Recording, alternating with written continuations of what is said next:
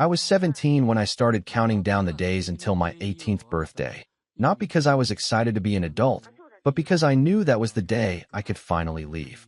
My name's Ryan, and I grew up in a house that looked picture perfect from the outside. Two-story, white shutters, a big oak tree in the front yard. But inside, it always felt like I was breathing someone else's air.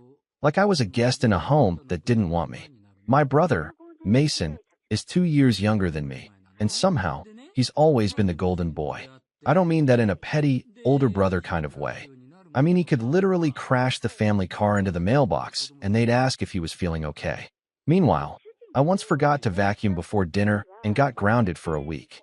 Growing up, I learned to live quietly. I didn't want to give them a reason to get angry. I'd hear the tone in my dad's voice change when I walked into a room. Tight, clipped, like I was a problem that hadn't been solved yet. My mom wasn't much better. She didn't yell, but she had this way of looking right through me, like I was someone else's kid who wandered into the wrong house. Mason, though, he had that effortless smile, the easy charm, and a way of always being in the right place at the right time. He was the miracle baby. After a series of miscarriages, he was the one who made it. I think my parents decided right then and there that he was special, and everything else just faded. Still, I tried. I got good grades. I stayed out of trouble. I worked part-time stocking shelves at the grocery store to save for college because I already knew they weren't going to help. Every time the conversation veered toward my future, my dad would just grunt and say, "You're smart. You'll figure it out." Mason, on the other hand, got a new laptop for his 16th birthday because he needed it for school, even though he mostly used it to play games and scroll TikTok. I remember asking my mom if I could borrow it once to fill out college applications. She said, "Ask your brother." I did. He said no. So when my 18th birthday finally came around, I wasn't expecting much. Maybe a card, a family dinner. I didn't even expect a gift. I just wanted, I don't know, a moment. Some kind of acknowledgement that I'd made it through 18 years in a house that barely tolerated me. That maybe, just maybe, they saw me. My birthday landed on a Saturday that year. I didn't have to work, so I woke up a little late and came downstairs expecting at least a happy birthday from someone. What I got instead was my dad in the kitchen, tying a bow onto a sleek black box, and Mason bouncing on his heels like a kid on Christmas morning. I stood there, half asleep, watching this little moment between them like I was intruding. My mom turned around with a big smile and said, "Perfect timing. Come on, Mason, open it." No one looked at me. No one even noticed that I hadn't spoken yet. Mason ripped into the box and let out this fake gasp, like he'd just won the lottery. Inside was a silver watch, expensive looking, with a leather band and Roman numerals. "Oh my God, Dad, this is so sick." Mason grinned, slipping it onto his wrist. "Now I don't have to borrow your old one anymore." My dad laughed and ruffled his hair. "Well, you've earned it, kid. You've been working so hard lately." Hard. The kid's biggest accomplishment that week was making it to second base with some girl in his chemistry class. I stared at them, frozen, waiting for someone to remember the actual reason the day mattered. My mom finally glanced over at me and said, "Don't look so sour, Ryan. It's not always about gifts. When you're older, you'll understand that what matters is who you become, not what you get." It hit me like a slap. She said it in that calm, condescending voice she always used when she wanted to seem wise, like I was some selfish kid who just didn't get it. I tried to nod, to play along, but my throat tightened. "I thought we were having cake," I mumbled. "Oh, we did that earlier," Mason said casually. "While you were sleeping."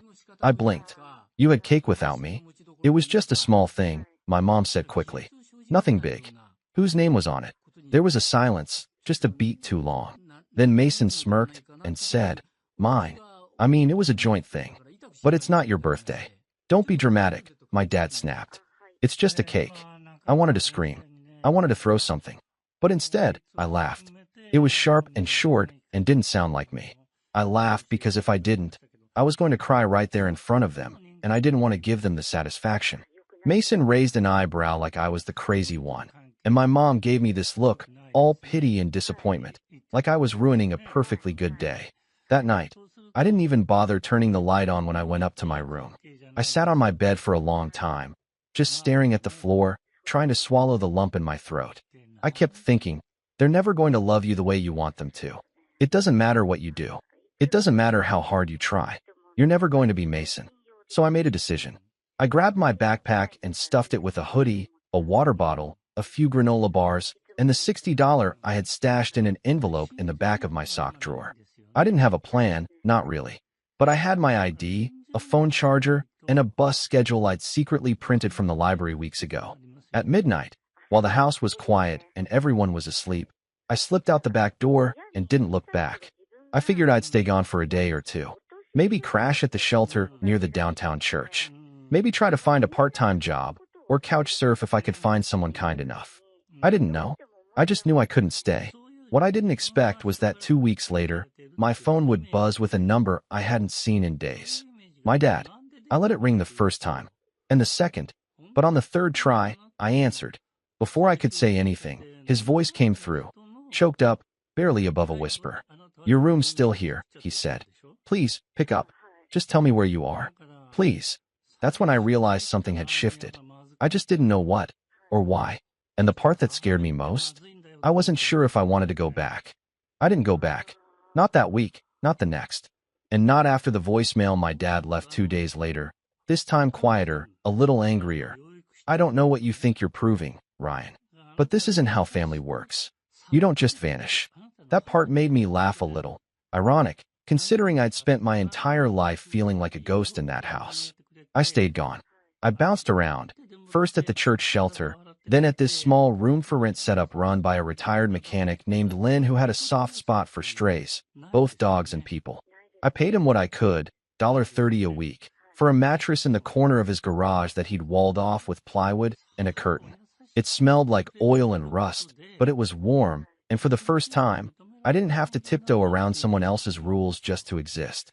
I found part-time work unloading trucks at a shipping warehouse and spent the rest of my hours filling out college applications at the public library, using computers that timed out every 30 minutes. I didn't tell anyone where I was. I didn't want them to find me until I had something to show for it. But eventually, they did find me. It was Mason who showed up first. I was walking out of the library one afternoon when I saw him leaning against a car that was definitely too nice for him. New model, shiny black paint, leather seats. He hadn't seen me yet. He was staring at his phone like he was bored. I froze. My instinct was to turn and bolt in the other direction, but curiosity pinned me in place. He spotted me a second later and smirked like I was late to something I didn't know I'd been invited to. "There you are," he said, slipping his phone into his jacket. "You look like crap, bro." "Thanks," I said flatly. "Seriously, though, Mom's freaking out. Dad's being weird. You made your point, okay? Come home." "I'm not coming home." He rolled his eyes. "Come on, man. You had your little tantrum. Now everyone's waiting for you to crawl back so things can go back to normal." That word, normal, hit me like a brick. "You mean where my birthday cake had your name on it?" I asked. "That kind of normal?" He shrugged like I'd just brought up the weather. "It was just a mix-up. You always take things so seriously. They didn't mean anything by it." "You're right," I said. "They never mean anything by it. That's the problem." His smile dropped. "Look, I don't know what kind of sob story you're telling yourself, but you're not the only one with problems, okay? You don't see me running away." "No," I said. "You just see the world bending to make sure you don't have to." That got to him. His jaw tightened. "Whatever. Just know that when you finally come back, don't expect a parade. They've been bending over backward trying to reach you." I nodded slowly. "Yeah? Did they tell you what they said the night I left?" He didn't answer. I didn't expect him to.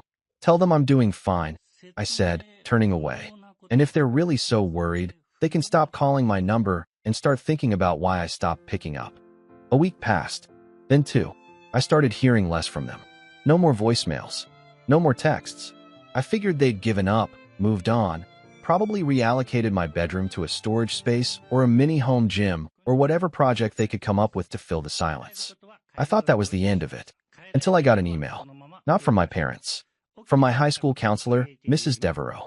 It was short and awkward, like she didn't know whether to be concerned or polite.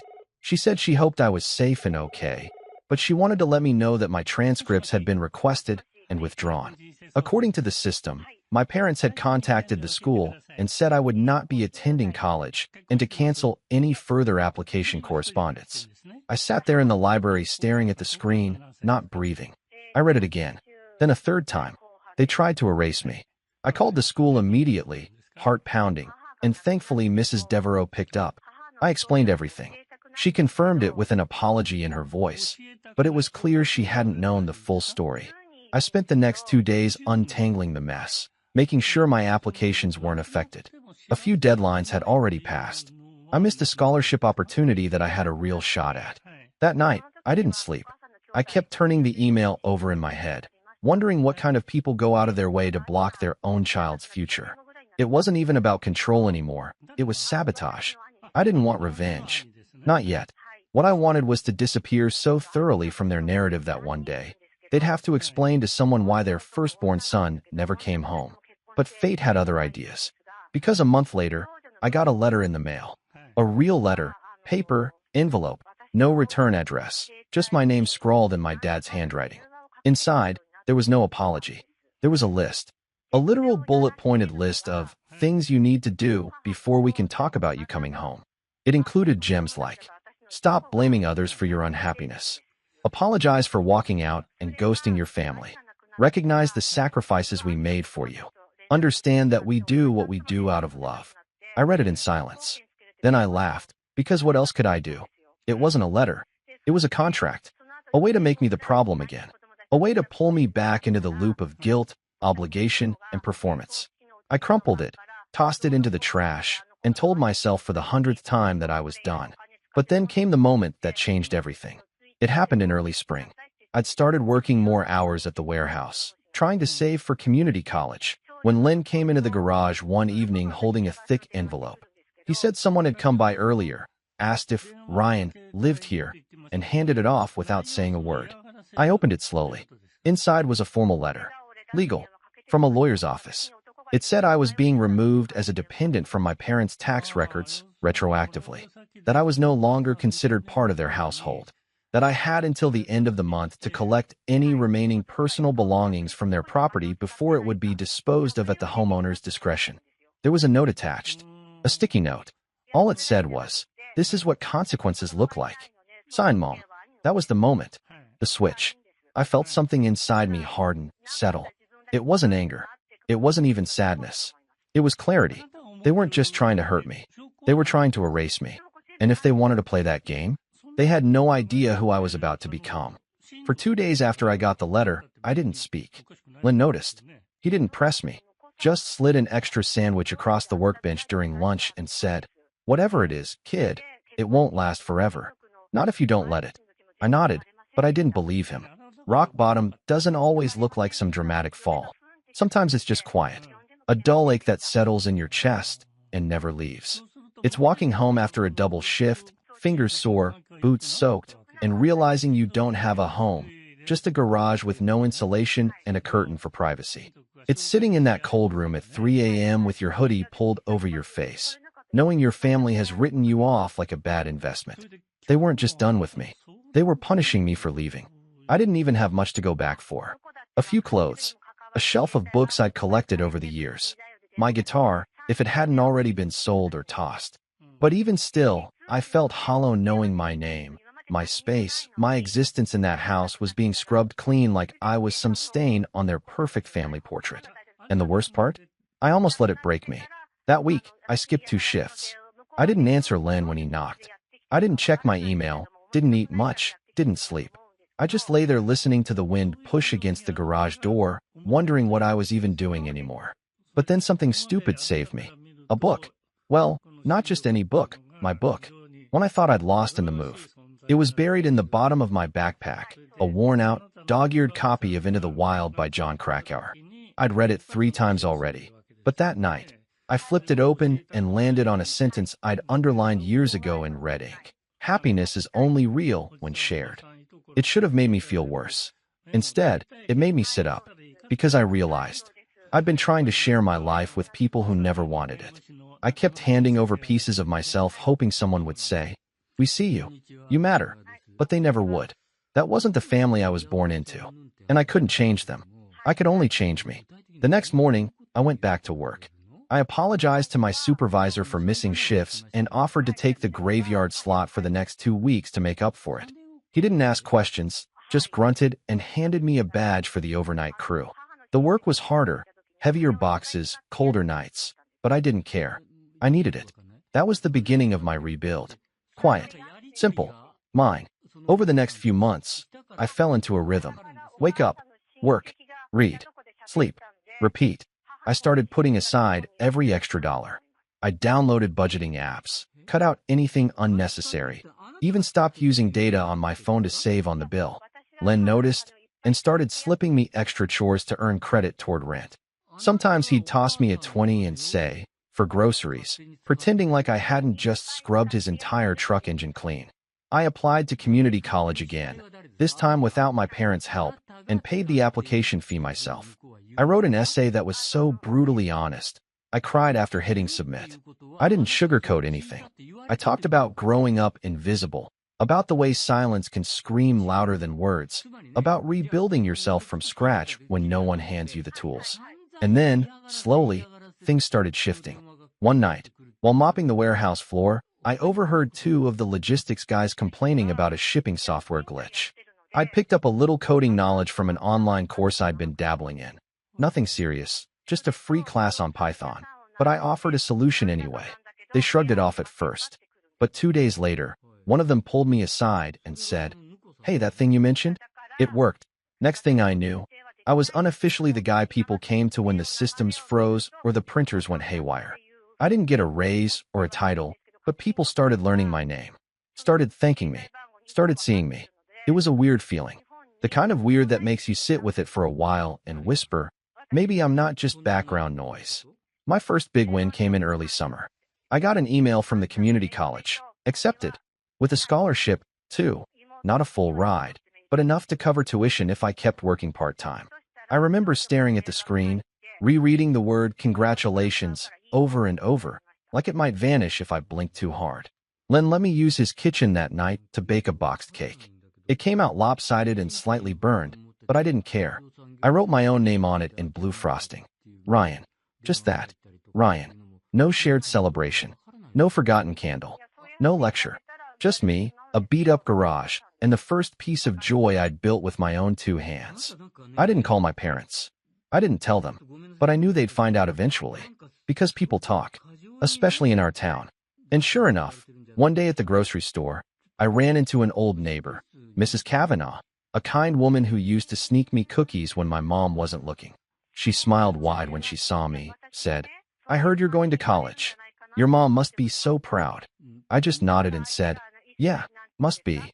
But I knew better. They weren't proud. They were probably pissed that I'd done it without them. And I was okay with that, because their approval wasn't the currency I needed anymore. Later that week, I got a call from an unknown number. I let it go to voicemail. It was my mom. She didn't cry. She didn't yell. She just said, "We heard about school. Glad you're doing well. I hope you'll remember where you came from." I replayed that line 5 times. Where I came from. Like I was some wandering stray who needed to return to his kennel. But I didn't feel angry. I felt free. By the end of that summer, I'd moved out of Len's garage.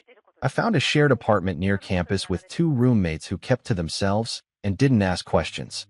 I started classes and landed a part-time IT gig at the school's help desk. It wasn't glamorous, but it paid the bills. And little by little, I began building something that looked suspiciously like a life. I still had scars, emotional ones. I still flinched when people raised their voices. Still second-guessed compliments. Still caught myself apologizing for taking up space. But I was learning. Healing isn't loud. It's not always dramatic. Sometimes it's just drinking coffee in a quiet room and realizing you're not afraid to be seen anymore. One night, I opened a new notebook, wrote down a list, not of goals, of truths, things I'd learned, things no one could take from me. At the top, I wrote, "You don't need permission to become someone they never imagined." And under it, your worth isn't measured by someone else's disappointment.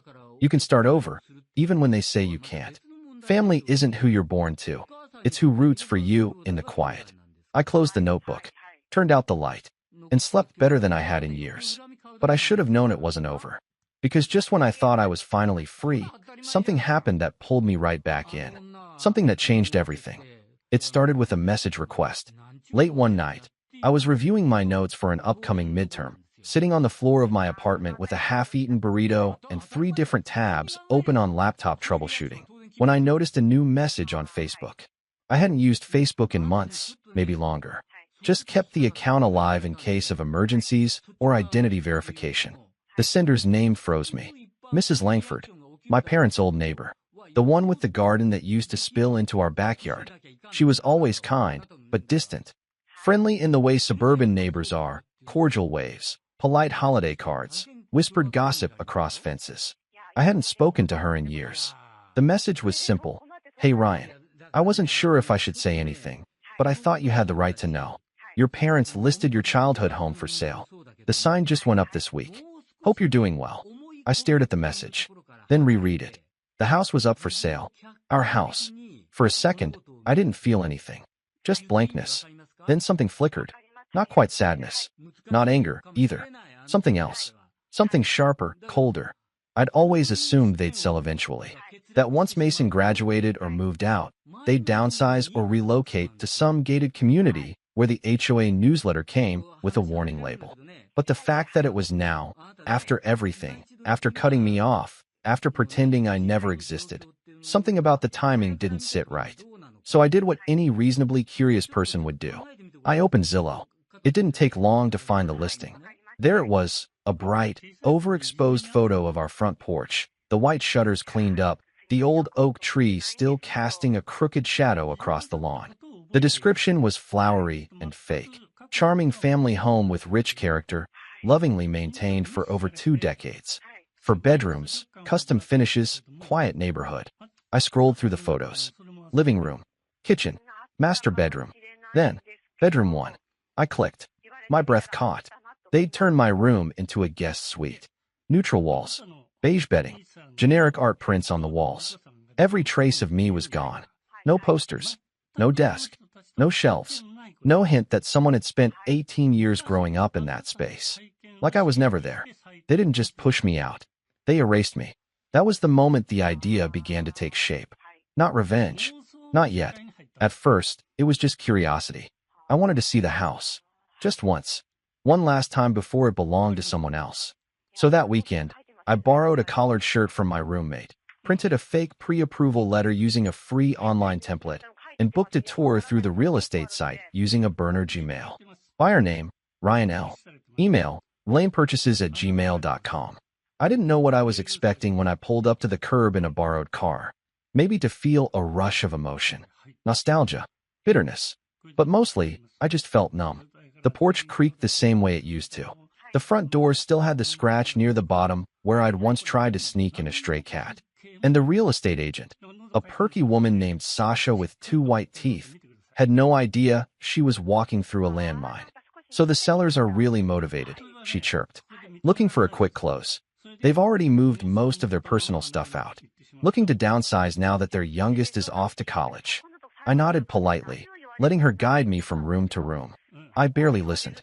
My focus was on the walls, the spaces, the energy, and the gaping absence of me. When we got to the backyard, I paused.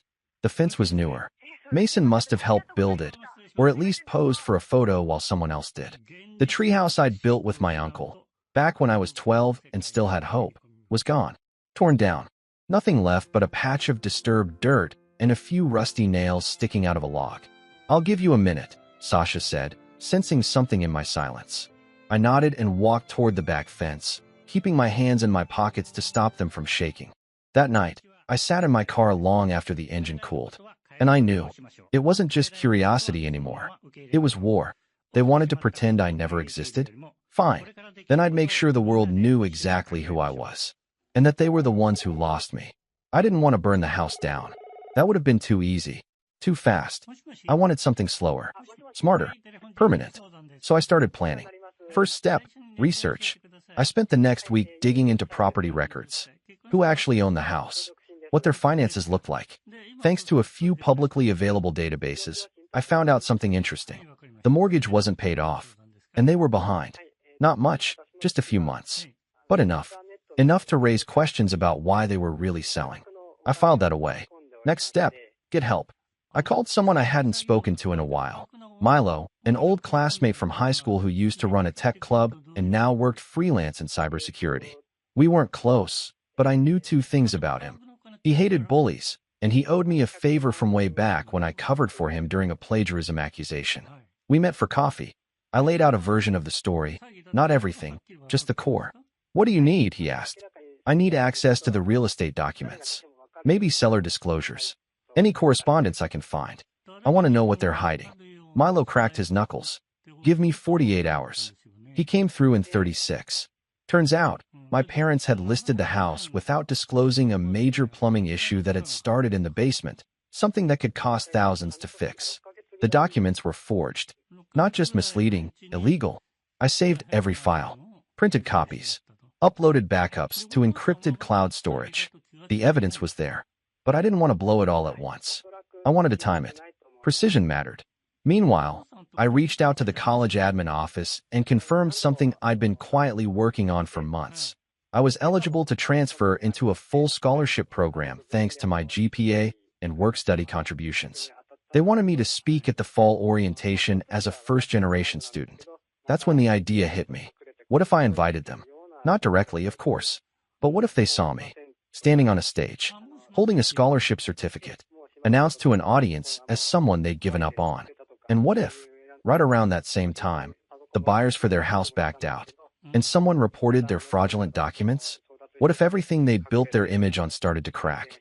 Not because I screamed, but because I succeeded, because I smiled, because I made it without them, and then made it clear they were never part of the journey. That was the setup, and I wasn't done yet. I had one more card to play. A name. Mason. He was still their golden boy, still their pride and joy, but I knew things about him. Things even they didn't. Old screenshots. Messages he sent from the school-issued iPad when he was 17, joking about borrowing money from my dad's wallet and blaming the maid. Comments about blowing off community service hours and having his friends sign attendance forms. Minor stuff, until you packaged it together and handed it to a college admissions committee. I hadn't used any of it. Not yet. But I would. Only if they pushed. Because I didn't need to destroy their lives. I just needed them to watch me build mine. Brick by brick. Speech by speech. Without them. And then, when the moment was perfect, I'd drop the match. Quiet. Controlled. Undeniable. And walk away. Not bitter. Not broken. Just free. I didn't want the ending to be loud. Not a scene. Not a tantrum. I wanted it to feel quiet, measured. Like placing the final stone on a grave. And that's exactly how it played out. The house sale was the first domino to fall. I timed everything carefully, waited until the buyers had gone through inspection, financing, all the drawn-out steps. Waited until they were emotionally and financially invested. Then I sent them a little anonymous package, courtesy of a third-party forwarding service that guaranteed no return address.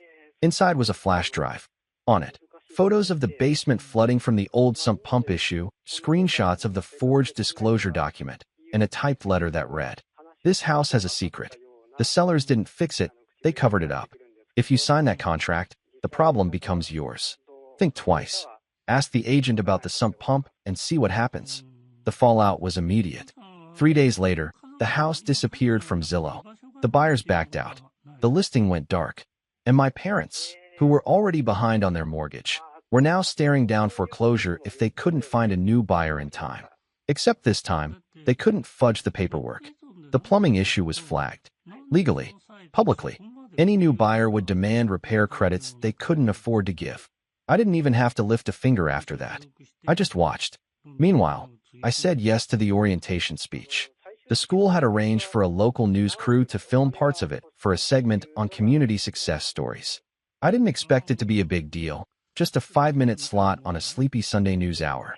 But what I didn't expect, the article. A few days after the orientation, someone from the City College Board reached out and asked if they could feature my story on their website. I said sure, figuring it'd be a blurb. Instead, they ran a full profile, headshot, interview, the whole 9 yards. From disowned to Dean's List, Ryan Lane's journey from abandonment to academic triumph. It was dramatic. A little too dramatic, honestly. But it was real. And it spread. People shared it. Old classmates saw it. Teachers. Neighbors. Eventually, so did my parents. I found out through a secondhand Facebook comment someone screenshotted and texted to me. This article is full of exaggerations. Some kids just don't appreciate how much their family sacrifices for them. It was my mother's comment. Passive-aggressive, anonymous enough to seem subtle, but clearly hers. She was spiraling, and I wasn't done yet. Because Mason, the golden boy, had just started applying to transfer universities. And I still had those screenshots. I didn't want to destroy his future, but I wanted a warning shot. So I sent a short, anonymous email to the admissions office of the school he was gunning for. Just a few select lines about falsified community service records, a suspicious paper trail of attendance forms, and a history of academic oversights. I attached 3 old screenshots of him joking about it. I signed it. For the integrity of your academic program. Whether they acted on it or not didn't matter. What mattered was that Mason would know someone new, and he'd never feel untouchable again. Now, here's the part one didn't expect. They came to me. Not together. Separately. First it was my dad. He showed up at the campus help desk one Tuesday morning. Eyes bloodshot, tie loose, face haggard. "Ryan," he said, "we need to talk." I stared at him. Calm. Steady.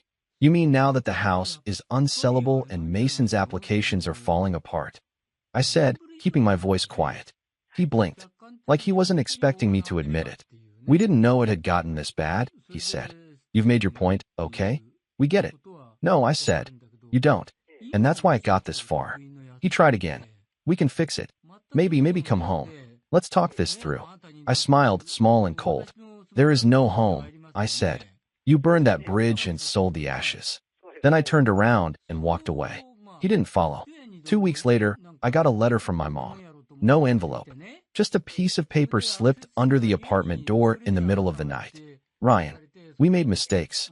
I see that now. But you're being cruel. Punishing us like this doesn't make you better than us. Please, this is your family." Mom. I didn't respond. Instead, I did something else. I sent her a photo. A simple one. Me, standing in front of the college banner, holding my scholarship award, smiling. On the back, I wrote, "This is what consequences look like." And that was the last message I ever sent them. Since then, the house was foreclosed on.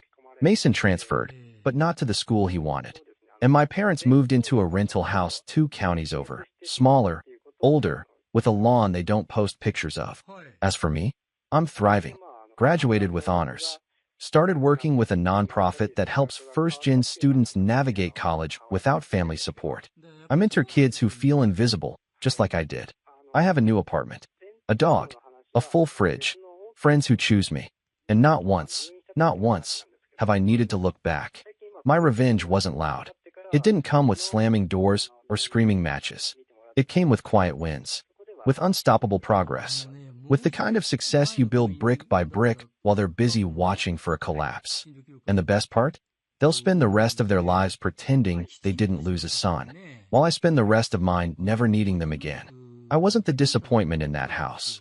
I was the escape artist they never saw coming.